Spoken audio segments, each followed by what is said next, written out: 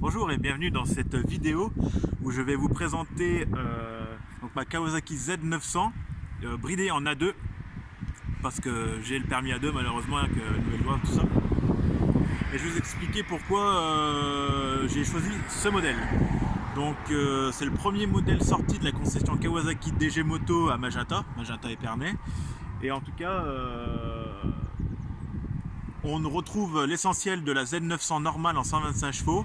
Celle-ci fait 95 chevaux, bridée donc 35 kW pour être conforme en permis A2.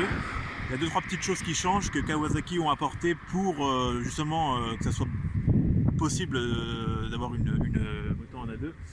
Donc tout d'abord il y a l'arbre à cam qui est calé différemment d'après les informations que j'ai eues auprès de mon concessionnaire. Et il y a également la tubulure du pot d'échappement qui est plus petite. Je vais vous montrer ça de plus près.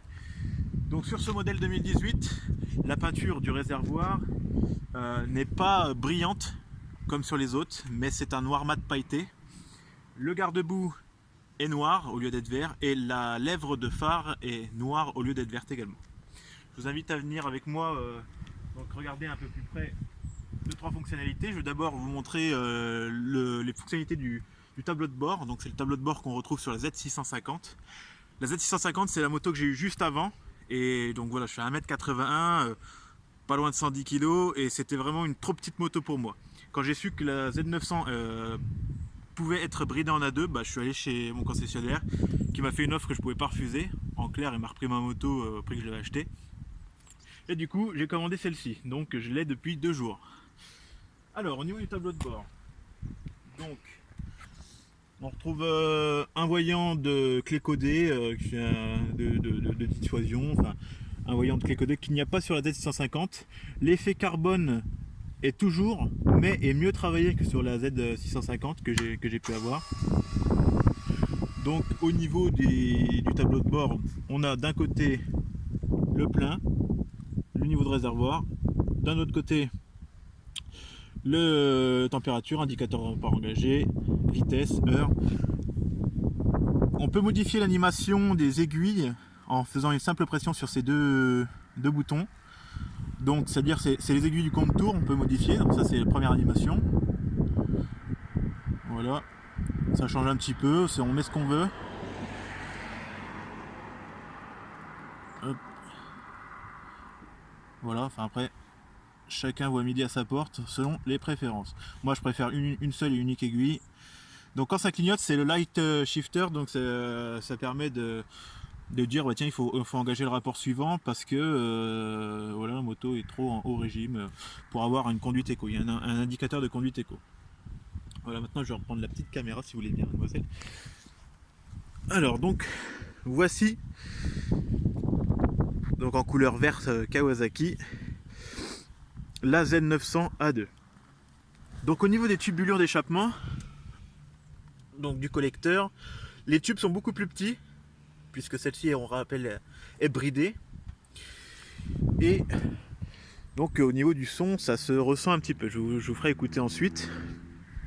Donc ce que je vous disais, sur le modèle 2018, le garde-boue est en noir mat, pailleté, avec la petite lèvre ici en noir également. Et donc, moi je trouve que par rapport à la version verte, ça ajoute un petit côté agressif. Après, encore une fois, c'est mes goûts personnels. Voilà. J'ai fait installer un petit support de plaque court. Bon, là, on ne le voit pas parce qu'il faut quand même que je cache la plaque. Et des petits clignotants shaft qui s'intègrent bien avec la couleur verte, petit rappel. Voilà. Alors. Donc au niveau de la cartouche de pot d'échappement, c'est exactement la même que la version normale, 125 chevaux. Au niveau des disques de frein et de la partie cycle général, c'est pareil, c'est donc du Nissin à l'arrière et du Nissin à l'avant avec des disques de 300 mm avec 4 pistons, donc c'est des disques doublés. On a la fourche inversée, donc la fourche inversée c'est vraiment beaucoup plus confortable qu'une fourche normale, surtout au niveau des... Nous à Épernay, comme beaucoup de villes, il y a des pavés de rue, c'est beaucoup plus confortable. Et la fourche réglable juste ici. Voilà. Donc, sympa comme photo. Voilà un petit peu la bête. Donc le vert lime comme dans GTA 5. Je peux permettre cette référence là. Et au niveau du son, vous allez voir, donc ça reste du bridé en 35 kW. Et je vous laisse écouter.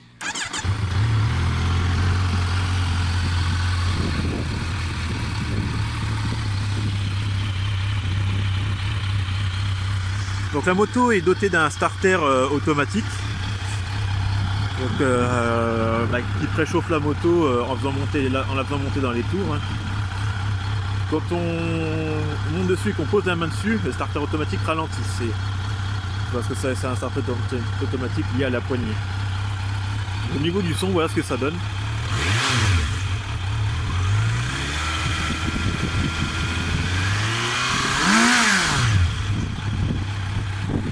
C'est pas d'origine, hein, on se moque pas. Alors, voilà.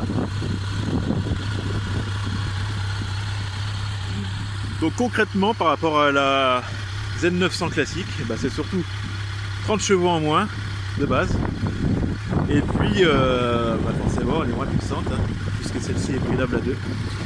Les seuls petits points que j'aimerais améliorer, en tout cas, je trouve que au niveau finition, par exemple, si je devais regarder ce tube,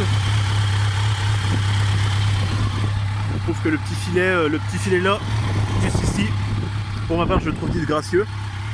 Après, ça s'enlève. Hein.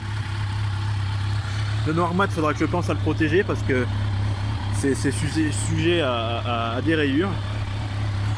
Au niveau du tableau de bord, il est plutôt complet. Il est simple. Même si j'ai une préférence sur les aiguilles classiques, plutôt que digitales. Mais bon, c'est simple. La finition carbone aurait pu être de meilleure facture. Au niveau des rétroviseurs, j'hésite à les changer parce que finalement, ils sont pas si moches que ça. Et puis, au moins, ils sont bien larges et puis bon, des rétroviseurs. Aujourd'hui, le prix que ça coûte, bon, c'est pas ça, mais une Z650. Oh, il y a mon ancienne moto.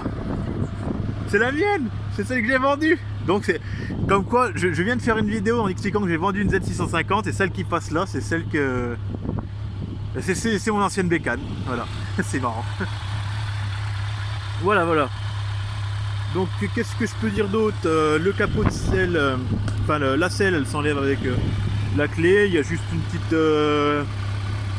et un petit emplacement pour mettre un anti-volant U.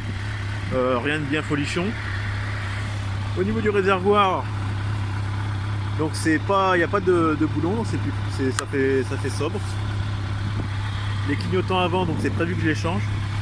En tout cas, si vous avez des questions concernant cette moto en A2, si vous êtes un grand gabarit, je vous la conseille parce que personnellement, évoluer sur une petite moto quand vous êtes un grand gabarit, moi je n'aime pas. Enfin, j'ai presque tendance à dire qu'on n'est pas en confiance et du coup, qui dit pas en confiance, ça dégoûte peut-être un peu de la moto. Voilà. Je finirai, je ferai une vidéo plus tard sur la GSR 750 donc de ma femme. Voilà, qu'on est allé chercher tout à l'heure dans le nord. Super moto également, j'en suis fan. Et voilà, donc n'hésitez pas à poser vos questions, il n'y a pas de problème, hein, on essaye de s'entraider entre communautés motards. Et puis voilà. Ah, bonjour. Et ben revoilà ma moto que j'ai vendue il y a 2 jours.